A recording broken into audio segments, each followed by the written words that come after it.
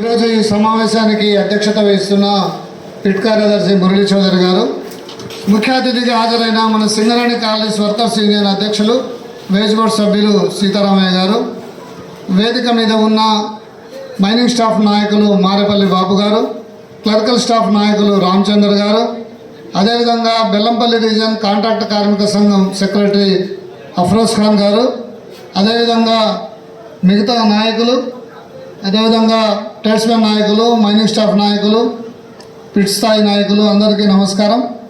SRP గని కార్మిక సోదరులందరికీ నమస్కారం.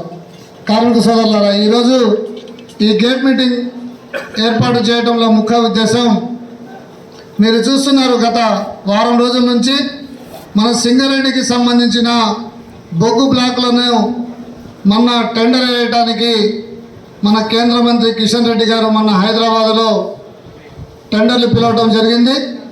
గత 3-4 సంవత్సరాల నుంచి మనం సింగరేణికి సంబంధించిన బొగ్గు బ్లాకులు సింగరేణికే ఇవ్వాలి, వాటిని టెండర్లు పిలవకూడదు అని మనం డిమాండ్ చేస్తున్నాం.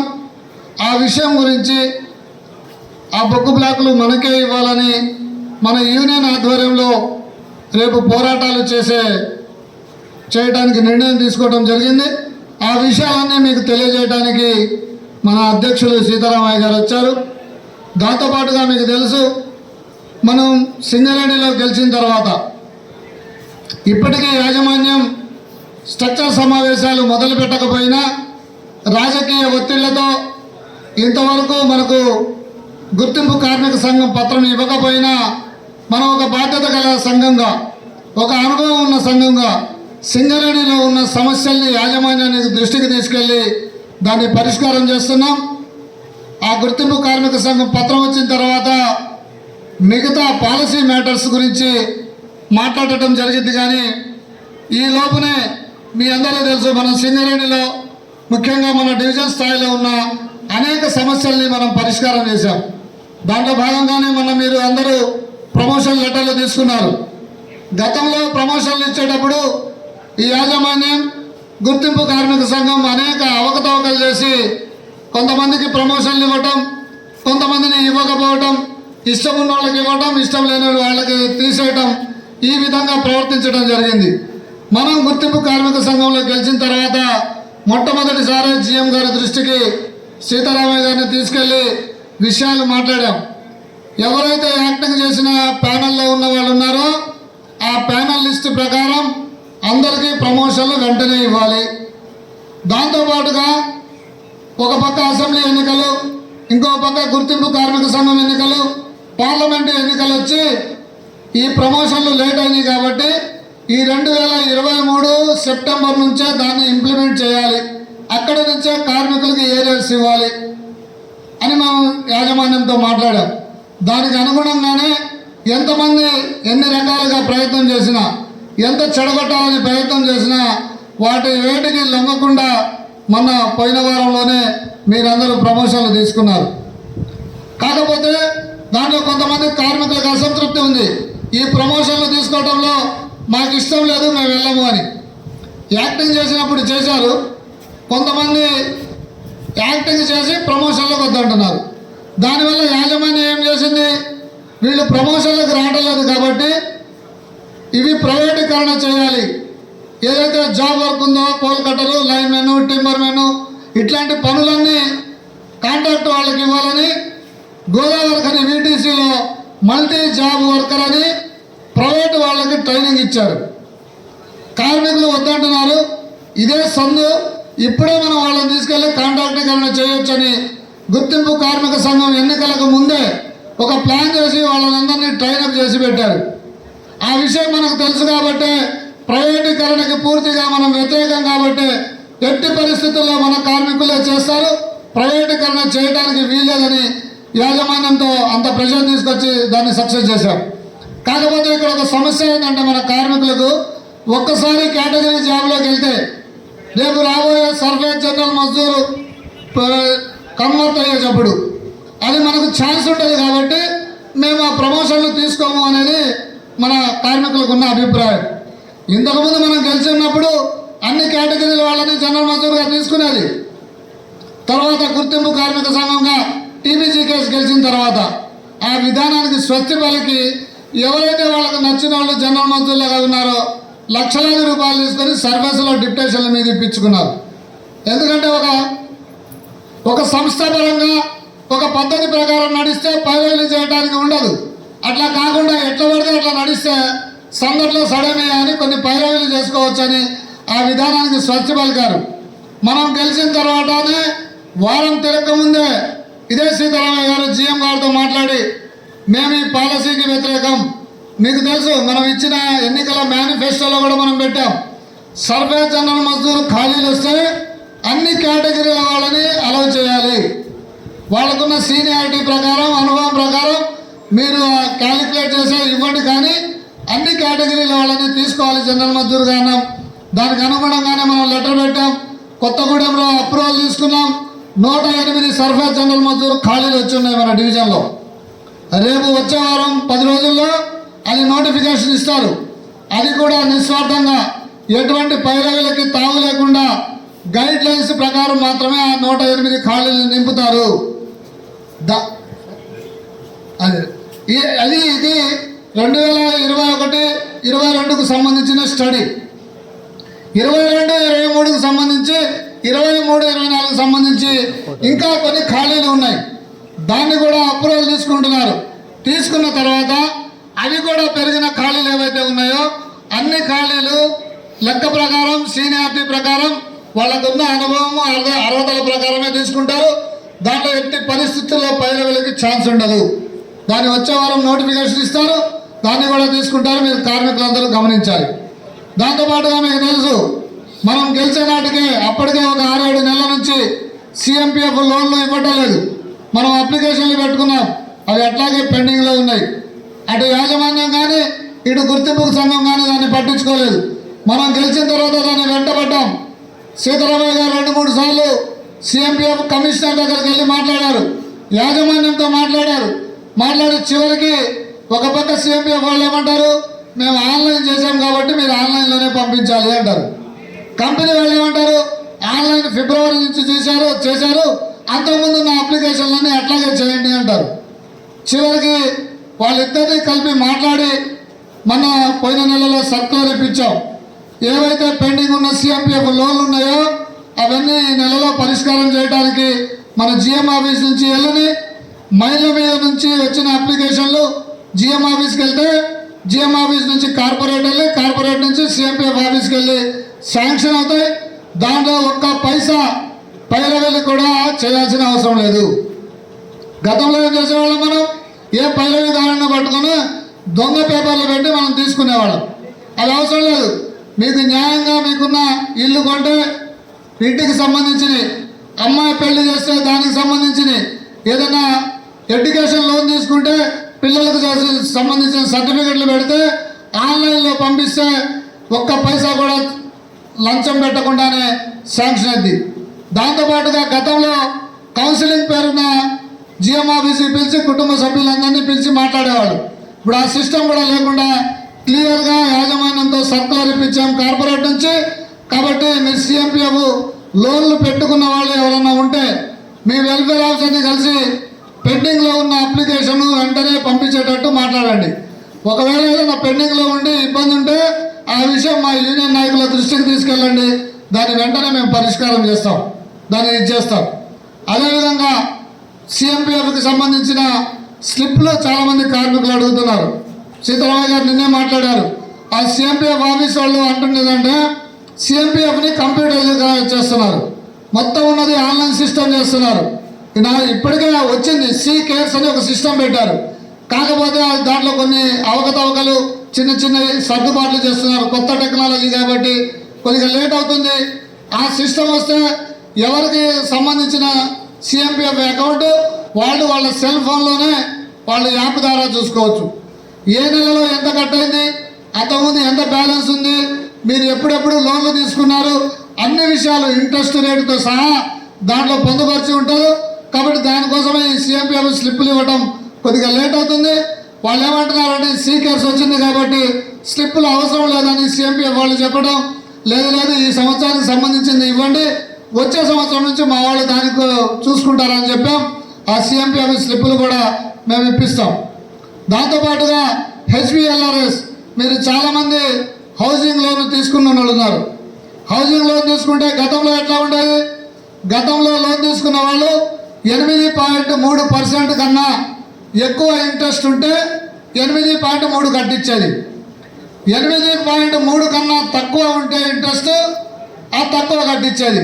ఎందుకంటే కరోనా వచ్చినప్పుడు 2019, 20, 21 వరకు బ్యాంకు ఇంట్రెస్ట్ 6.5, 6.4, 7, 7.3 అట్లా ఉంటే ఏమైంది? యాజమాన్యం వీళ్ళు తక్కువ తీసుకున్నారు కాబట్టి తక్కువ కట్టిస్తామని ఒక్కొక్కళ్ళకి 35,000, 40,000, 42,000 కట్టడం మొదలుపెట్టింది.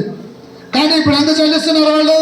ఇప్పుడు ఇచ్చేది మాత్రం 9.5% ఇస్తున్నారు. 9.25 ఉంది, 9.3 ఉంది. కానీ వాళ్ళు కట్టేది 7 కడుతున్నారు. అందుకని అది కూడా మనం మాట్లాడాం. దానికి సర్కులర్ వచ్చింది. 8.3 మీరు తీసుకున్నప్పుడు ఎంత ఉన్నా సరే 8.3 అందరికీ కట్టిస్తారు. ఎవరికైతే 50,000 కన్నా తక్కువ ఈ లోన్ ఇంట్రెస్ట్ వస్తుందో దాన్ని సరిచేసి కట్టిస్తారు. మన సర్కులర్ వచ్చింది. కానీ రేపు జీతాలు తీసుకున్న వాళ్ళకి మాత్రం రాదు. రేపు జీతాల్లో పోయిన నెలలో ఒక 300 మందికి పేమెంట్ చేశారు. రేపు జీతాల్లో రేపు వచ్చే పేషీట్లో ఇంకొక 200 చిల్లర మందికి పేమెంట్ చేస్తున్నారు. కానీ ఆ సర్కులర్ వచ్చే నాటికే వీళ్ళందరి ఆడిట్ అయి వచ్చింది కాబట్టి వీళ్ళకి పోయిన సంవత్సరం లెక్కలాగా వస్తుంది. వచ్చే సంవత్సరం వచ్చే వాళ్ళకి అది పెరిగి వచ్చింది. ఇప్పుడు ఈ 2 నెలల్లో తక్కువ ఎవరైతే తీసుకున్నారో వాళ్ళకి వచ్చే నెల ఏరియర్స్గా కట్టిస్తారు. దాంతోపాటుగా గతంలో ఇంటికి కట్టుకున్న తర్వాత లోన్ తీసుకున్న తర్వాత 1 సంవత్సరం దాటితే ఆ అప్లికేషన్లు పరిగణలోకి తీసుకోలేదు. దాని మీద మనం మాట్లాడాం. మన సర్కులర్ వచ్చింది. దాని మీద కూడా టైంతో సంబంధం లేదు. ఎందుకంటే ఒక కార్మికుడు ఉంటాడు, 4 సంవత్సరాల ముందే ఇల్లు కట్టుకుని ఉన్నాడు. లోన్ అప్లికేషన్ ఇప్పుడు పెడితే నువ్వు ఎప్పుడో 4 సంవత్సరాల క్రితం తీసుకున్నావు కదా కాబట్టి నీకు ఇవ్వము అంటారు. ఆయన అపాయింట్ అయిన తర్వాత ఆయనకు లోన్ ఎలిజిబిలిటీ రావాలంటే కనీసం 5 సంవత్సరాలు ఉండాలి కాబట్టి నీకు ఇవ్వము అంటారు. ఇంకొకళ్ళు లోన్ తీసుకుంటారు. ఇల్లు కట్టి మొత్తం ఈఎంఐలు కట్టేసరికి 1.5-2 సంవత్సరాలు అయింది. సంవత్సరం దాటింది కాబట్టి నీ ఇవ్వమని 200-300 అప్లికేషన్లు పెండింగ్ పెట్టారు మన డివిజనే. దాని మీద కూడా సర్కులర్ ఇచ్చారు. దాంతో సంవత్సరాలతో సంబంధం లేకుండా ఇస్తారు. అది కూడా మీరు గమనించాలి. ఏదన్నా మీకు దాంట్లో ఇబ్బందులు ఉంటే మా యూనియన్ నాయకుల దృష్టికి తీసుకురండి. లేకపోతే నర్సరీ భవన్ దగ్గర మేము సాయంత్రం 5 కాడ నుంచి 8 వరకు ఉంటాం. అక్కడ తీసుకొచ్చి మా సమస్యలు చెబితే దాన్ని పరిష్కారం చేస్తాం. దాంతోపాటుగా మనకు మన శ్రీరాంపూర్ డివిజన్కి సంబంధించి క్వార్టర్స్ సరిగా లేవు. వర్షాకాలం వచ్చింది, క్వార్టర్స్ అన్నీ కురుస్తున్నాయి. కానీ యాజమాన్యం దాన్ని పట్టించుకోవడం లేదు. దాని మీద జీఎం గారికి చెబితే అప్లికేషన్లు పెడితే వెంటనే వాటిని పరిష్కారం చేస్తామన్నారు. కానీ చాలామంది కార్మికులు ఏంటంటే వీళ్ళు చేయటం లేదు, రిపేర్ చేయటం లేదు కదా అని అప్లికేషన్లు పెట్టడం లేదు. ఓవరాల్గా వెళ్ళి చెబుతున్నారు, మీరు నోటితో మా ఇల్లు రిపేర్ చేయండి అంటే అది లెక్కలోకి రాదు. మీరందరూ అప్లికేషన్ పెడితే ఆ అప్లికేషన్లు తీసుకొని టెండర్ వేసి వాటిని ఒకేసారి పరిష్కారం చేస్తామని జీఎం గారు చెప్పారు. మీరు కూడా అదే విధంగా చేయాలి. మీకు ఏదైనా ఇబ్బందులు ఉంటే మా దృష్టికి తీసుకురండి. అదేవిధంగా మీకు తెలుసు, ఇప్పుడు మనకు సింగరేణిలో ఈ వర్షాలు పడ్డాయి. ఇప్పుడు మనకు వచ్చే నీళ్లు ఎర్రగా, నల్లగా, రకరకాలుగా రంగులతో నీళ్లు వస్తాయి. దాని గురించే మనం యాజమాన్యాన్ని అడిగాం. సీతారామయ్య గారు మాట్లాడిన తర్వాత పోయిన నెలలోనే పార్లమెంటు ఎన్నికలకి ఒక 2 రోజులు ముందు ఆ నోటిఫికేషన్కి ముందే మన శ్రీరాంపూర్ డివిజన్లో ఈ ముక్కుడి పోషమ్మ దేవాలయం దగ్గర అక్కడ మనకి ర్యాపిడ్ ఫిల్టరేషన్ సిస్టమ్ అని ఒకటి పెట్టారు. దానివల్ల ఆ ఫిల్టరేషన్ అయ్యి ఆ నీళ్ళన్నీ ఫిల్టర్ అయ్యి మంచి నీళ్ళు వస్తాయి. అది 18 కోట్ల రూపాయలతో ఆ ప్లాంట్ని ఇచ్చేస్తున్నారు. ర్యాపిడ్ గ్రావిటీ సిస్టమ్ అని ఏర్పాటు చేశారు. మనం అది మాట్లాడి చేయించాం. గోదావరి ఖనిలో ఒకటి, ఇక్కడ ఒకటి శాంక్షన్ చేయించాం. గోదావరి ఖనిలో మొదలైన పనులు మన దగ్గర కూడా మన టెండర్ కంప్లీట్ అయింది. వచ్చే వర్షాకాలం నాటికి అదంతా కంప్లీట్ అయ్యి ఆ మంచినీళ్ళు అన్నీ ఇప్పటికే ఉన్నా కానీ అది పనిచేయటం లేదు కాబట్టి ఈ మంచినీళ్ళు వచ్చేటట్టుగా మనం ప్రయత్నం చేస్తున్నాం. దాంతోపాటుగా శ్రీరాంపూర్ డివిజన్లో మీకు తెలుసు, మనం బయటికి వెళ్తే మంచిర్యాల వెళ్తే వెళ్ళాలి, లేకపోతే లేదు. మనకు పిల్లలు వచ్చినా, మన వాళ్ళు సెలవుల్లో వచ్చినా మనం మంచిగా గడపడానికి ఒక మంచి పార్కు కానీ అది లేవు. మనం నామినల్గా ఏదో ఇక్కడ ఈ స్టేడియంలో ఒక చిన్న పార్క్ లాగా ఏర్పాటు చేశారు. అట్లా కాకుండా మిగతా డివిజన్ల లాగానే మంచి సిటీలో ఉండేటట్టుగా ఒక పార్క్ కావాలని మన యాజమాన్యాన్ని రిక్వెస్ట్ చేయటం, దానికి అనుగుణంగానే ఇక్కడ ఓసి మనం ఈ మూల మీద లెఫ్ట్ సైడ్ ఏర్పాటు చేస్తున్నారు చూడండి.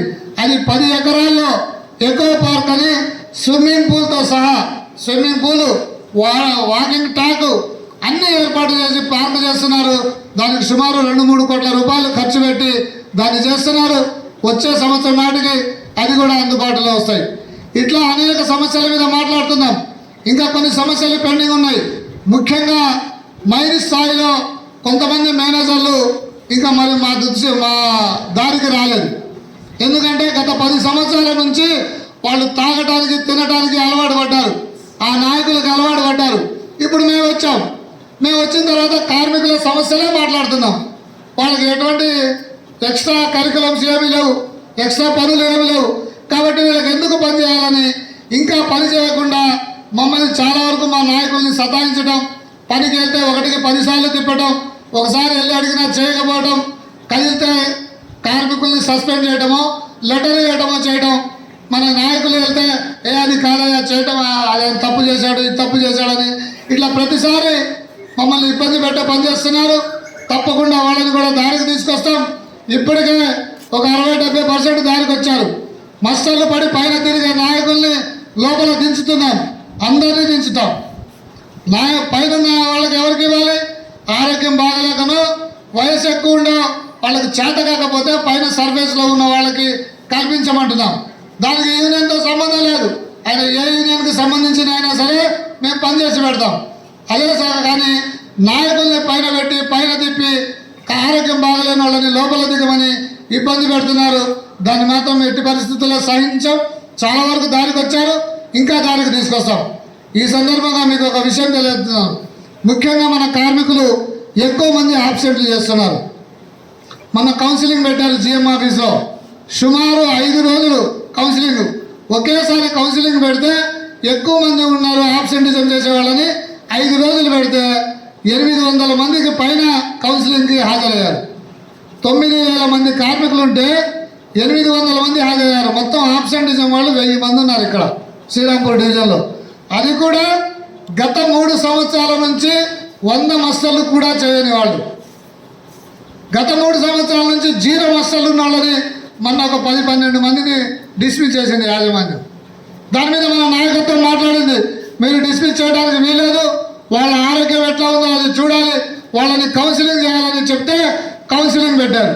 అన్ని మైళ్ళు కలిపి ఒకేసారి పెడితే అది హడావుడిగా ఉంటుంది, సరిగ్గా అర్థం కాదు, ఎవరు ప్రాబ్లమ్స్ చెప్పుకోలేరని 2 మైళ్ళకి ఒక్కొక్క గ్రూపుకు సంబంధించి ఒకరోజు పెట్టారు. చాలామంది కార్మికులు వచ్చారు. దాంట్లో న్యాయంగా ఆరోగ్యం బాగాలేకపోవడం వల్ల యాబ్సెంట్ చేసిన వాళ్ళు ఉన్నారు ఒక 10-20%. కానీ మిగతా కార్మికులందరూ యువకులు, ప్రతి ఒక్కళ్ళు కూడా మాకు నడుము నొప్పి ఉంది, L4 L5 నొప్పి వస్తుంది, మేము డ్యూటీ చేయలేం, మాకు సర్వీస్లో కావాలి. వాళ్ళు చేయగలిగే పరిస్థితుల్లో ఉన్నారు. కానీ అలవాటు పడి అదే చేయటం వల్ల ఇప్పుడు యాజమాన్యం ఏం చేస్తుందంటే ఈ యాబ్సెంట్ చేసే వాళ్ళని డిస్మిస్ చేయండి అంటుంది. మనకు ఇంత విలువైన ఉద్యోగం ఎక్కడన్నా వస్తుందా? ఉద్యోగాన్ని పోగొట్టుకుంటే ఎట్లా? ఉద్యోగం ఉండి మీకు ఆరోగ్యం బాగాలేకపోతే కంపెనీ ద్వారా వైద్యం తీసుకోండి, లేకపోతే కార్పొరేట్ హాస్పిటల్కి పంపిస్తున్నారు, మా దృష్టికి తీసుకురండి, యూనియన్ దృష్టికి, అట్లా చేయాలి. కానీ ఇంత విలువైన ఉద్యోగాన్ని మీరు పోగొట్టుకోవద్దని మేము యూనియన్గా విజ్ఞప్తి చేస్తున్నాం. గతంలో ఇట్లా ఉద్యోగాలు పోతేనే మనం పోరాటాలు చేశాం. ఒకసారి పోగొట్టుకున్న తర్వాత మనం ఎంత కొట్లాడినా నష్టం జరిగింది మనకు కొంతమందికైనా. కాబట్టి దయచేసి యువకులు అది గమనించాలి. అదేవిధంగా మనం సింగరేణిలో కొన్ని సంబంధించిన కొన్ని విషయాలు ఉన్నాయి. రేపు స్ట్రక్చర్ సమావేశాలలో ఆ విషయాలన్నీ మాట్లాడి తప్పకుండా పరిష్కారం చేస్తాం. మేము మిమ్మల్ని సిన్సియర్గా అప్పీల్ చేస్తున్నాం. మేము సిన్సియర్గా పనిచేస్తున్నాం. మీరు మాకు సహకారం ఇవ్వండి. మీ దగ్గర ఉన్న ఏదైతే సమస్యలు వస్తాయో దాన్ని మా దృష్టికి తీసుకురండి. మేము తప్పకుండా పరిష్కారం చేస్తాం. సామరస్యంగా పరిష్కారం అయితే సామరస్యంగా చేస్తాం, లేకపోతే యాజమాన్యంతో కొట్టాడైనా సరే దాన్ని పరిష్కారం చేస్తాం. అంతేగాని వీళ్ళు యాజమాన్యానికి తొత్తులుగా మారిన వాళ్ళకి అలవాటు పడి వాళ్ళ వెంట తిరిగి మీరు చూస్తున్నారు. ఎలక్షన్లో 5 నెలలు అయింది. ప్రభుత్వం వాళ్ళదే ఉంది రాష్ట్రంలో. ఇక్కడికి వచ్చి ఇగో మేము అది చేస్తాం ఇది చేస్తామని మహిళల మీద తిరుగుతున్నారు. మరి మీ ఎమ్మెల్యేలకి గతంలో కూడా టీవీజీ కేసు వాళ్ళు అట్లాగే చెప్పారు, ఎమ్మెల్యేలు మావాడు, మినిస్టర్ మావాడు, ముఖ్యమంత్రి మావాడని నాశనం చేశారు సింగరేణిని. వాళ్ళు నాశనం చేసిన ఇది ఇంకా వీళ్ళు కంటిన్యూ చేస్తున్నారు. మీ దగ్గరకు వచ్చి అన్ని మాటలు చెబుతున్నారు కదా. మనకు సింగరేణికి ఇవ్వాల్సిన 29,000 కోట్ల రూపాయలు ఇప్పియమనండి, వీళ్ళ ముఖ్యమంత్రికి చెప్పి, వీళ్ళ నాయకులకు చెప్పి ఇప్పియమనండి. ఈరోజు సింగరేణిలో ఏదైనా కొందామంటే డబ్బులు లేవు, ఏమి కొనాలన్నా డబ్బులు లేవు. ఇగో నానా కష్టాలు పడి అప్పులు చేసి మనం 6 నెలల నుంచి ప్రజలు తెచ్చి కార్మికులు గత 10 సంవత్సరాల నుంచి ఎస్జీలు లేవు, పాత ఎస్జీలతో నడుపుతున్నాం, ప్రొడక్షన్ తీయలేం, ఆరోగ్యాలు చెడిపోతున్నాయి అని గొడవ చేస్తే ఇప్పుడు మొన్న ఎస్జీఎల్స్ వచ్చినాయి. కొన్ని మీకు కూడా ఇచ్చారు, మీకు 8 ఇచ్చారు, కొద్దిగా ఎక్కువ మంది ఉన్నారు కాబట్టి. మిగతా మైనికి 2, 4, 3 ఇచ్చారు. ఇప్పుడు వస్తున్నాయి, ఒకటొకటి వస్తున్నాయి. మరి ఈ పరిస్థితి ఎందుకు వచ్చింది? మా ఓసీలో మేము రోజుకి 14,000 నుంచి 12,000 టన్నులు తీస్తాం. పాత మిషన్లు అన్నీ, డంపర్లు, డోజర్లు, షావెళ్ళు అన్నీ పాత, ఏ రోజుకి ఆ రోజు రిపేర్ చేసుకొని నడుపుకుంటాయి. ఒక పక్క మనం డబ్బు లేక జీతాలు ఇచ్చే పరిస్థితుల్లో లేవు. మనకి రాష్ట్ర ప్రభుత్వం 29,000 కోట్ల రూపాయలు ఇవ్వాలి, అది ఇవ్వకుండా ఇచ్చేస్తుంది. దాన్ని ఇప్పేయమనండి వాళ్ళు. ఇప్పుడు కొత్త గనుల కోసం కొట్లాడటానికి మనం రెడీ అవుతుంటే వాళ్ళ ఉప ముఖ్యమంత్రి వెళ్ళి టండల మినిస్టర్తో కలిసి టండల్లో ఉన్నాడు. దాన్ని బైకాట్ చేయొచ్చు కదా, మేము రామని చెప్పొచ్చు కదా, వీళ్ళు ప్రభుత్వం నుంచి రాయొచ్చు కదా మేము ఇవ్వమని. మిగతా రాష్ట్రాలు తీసుకున్నాయి కదా, మరి వీళ్ళు కూడా వెళ్ళి టండలలో ఎందుకు కూర్చున్నారు? గతంలో ఈ కాంగ్రెస్ ప్రభుత్వం వాళ్ళే తాడిచల్ల 1, తాడిచల్ల 2ని ప్రైవేట్కి ఇచ్చింది. మనం కొట్లాడి మనం సాధించుకున్నాం. మళ్ళీ కేసీఆర్ గారు వచ్చి మళ్ళీ వాటిని ఇచ్చాడు. వీళ్ళు కూడా అదే దారిలో నడుస్తున్నారు. అందుకనే రేపు 5వ తారీఖు నుంచి ఈ ప్రైవేటీకరణకు వ్యతిరేకంగా పోరాటం చేస్తున్నాం. దాని అన్నింటిలో మీరు కలిసి రావాలి, లేకపోతే ఈ కొత్తగా ఉన్న యువకులకి భవిష్యత్తు ఉండదు. కొత్త గనులు లేకపోతే ఇబ్బంది అవుతుంది. కాబట్టి మేము యూనియన్గా తీసుకునే పోరాటాల్లో మీరందరూ కలిసి వస్తారని, అదేవిధంగా డివిజన్లో మైల్ స్థాయిలో ఉన్న సమస్యలను ఎప్పటికప్పుడు మా దృష్టికి తీసుకురావడం ద్వారా ఆ సమస్యల పరిష్కారంలో మీరందరూ మాకు సహకరిస్తారని ఆశిస్తూ ఈ అవకాశం ఇచ్చినందుకు ధన్యవాదాలు తెలియజేస్తూ ముగిస్తున్నాను. చాలా విషయాలు తెలియజేసినందుకు భాగ్య గారికి ధన్యవాదాలు తెలియజేస్తూ